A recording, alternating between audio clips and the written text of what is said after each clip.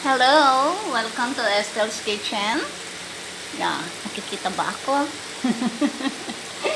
Okay. Welcome to Estel's Kitchen once again. Nagluluto ako ngayon ng menudo. Ito ang mga ingredients ko sa menudo. Of course, cube porks, meron pork liver, patatas as usual, na basic ingredients yan sa menudo. Ito mga ibang condiments na gagamitin ko. Salt, pepper, ground pepper, tomato sauce, konting tomato sauce lang, oyster sauce, curry, soy sauce, of course, cooking oil. Dito, nagsusutay ako ng kamatis. Mas marami ang kamatis ko kesa sa tomato sauce pag ako'y gumagawa ng menudo.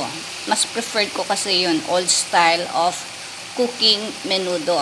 Andyan na yung onion and garlic.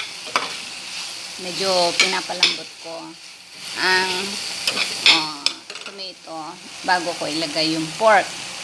At ang style ko, pinipre-boil ko ang pork pag ako'y nagluluto ng mga karne. Mga menudo, anything na karne. Pre-boiling talaga ang style ko. Tapos, sinisave ko yung liquid. Ito yun.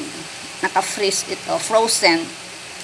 Yan ang gagamitin ko pang sabaw mamaya. Kaya medyo nilagay ko na dito para, kasi nga, nagyayelo siya para mainitan.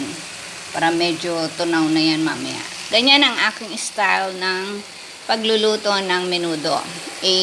Sasama ko na lang sa comment section yung picture ng finished product ng aking nilutong menudo. Dito lang yan sa Estel's Kitchen.